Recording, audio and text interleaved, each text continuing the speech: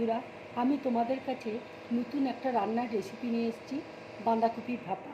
বাঁধাকপির ভাপা করতে আমার কি লাগছে দেখো, তোমাদেরকে দেখিয়ে দিচ্ছি। দেখো, আমি বাঁধাকপিকে এইভাবে কেটে নিয়েছি। এখানে পোস্ত রয়েছে, কালো জিরে রয়েছে, 6টা দেখো কাঁচা লঙ্কা রয়েছে, এখানে রসুন নিয়েছি। এই দেখো, বাঁধাকপি ভাপাটা আমি পুরোপুরি সর্ষের তেলে কিন্তু করব। এখানে দেখো সর্ষের তেল দিয়েছি, তেল দেখো গরম হয়ে গেছে। এবার আমি কালো জিরে ফোড়ন দিচ্ছি। এবার দেখো পোস্ত, লঙ্কা আর রসুন আমি একসাথে বেটে নেব। কালো জিরেটা ভাজা হয়ে গেছে, এবার আমি বাঁধাকপিটা দিয়ে দিচ্ছি।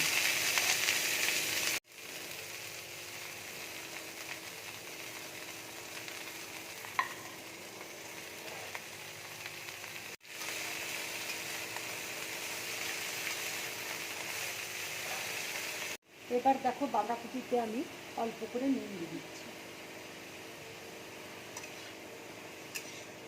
এবার দেখো আমি অল্প করে হলুদ দিয়ে দিচ্ছি। বাঁধাকপিটা আমি হালকা করে ভেজে নিয়েছি। এবার আমি গ্যাসটা অফ করে দিচ্ছি। একটা বোলের মধ্যে আমি বাঁধাকপিটা নিয়ে নিয়েছি। এবার আমি পোস্তটা দিয়ে দিচ্ছি।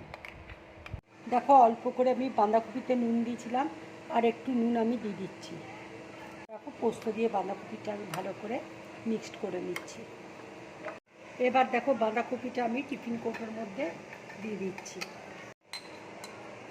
পোস্তটা ধুয়ে দেখো জলটা আমি দিয়ে দিচ্ছি। দেখো, কাঁচা সর্ষের তেল আমি দিয়ে দিচ্ছি। একটু তেলের পরিমাণটা বেশি লাগবে।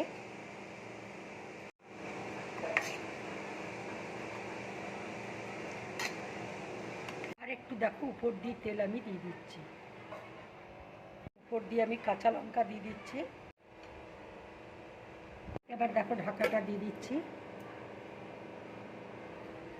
কড়াইয়ে দেখো জল বসিয়েছি, স্ট্যান্ড দিয়েছি, জলটা দেখো ফুটছে। এবার আমি টিফিন কৌটোটা চাপিয়ে দিচ্ছি। এটা 10 মিনিটের জন্য আমি ঢাকা দিয়ে রেখে দিচ্ছি। 10 মিনিট হয়ে গেছে, দেখো আমি গ্যাসটা অফ করে দিচ্ছি। এবার খুলে তোমাদেরকে দেখো দেখাচ্ছি।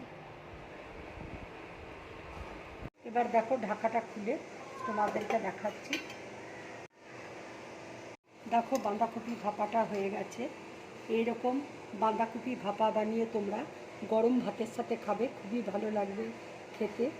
যদি আমার এই রেসিপিটা তোমাদের ভালো লাগে তাহলে লাইক করবে, শেয়ার করবে, আর ড্রিম ব্লগ চ্যানেলটাকে সাবস্ক্রাইব করবে। নমস্কার।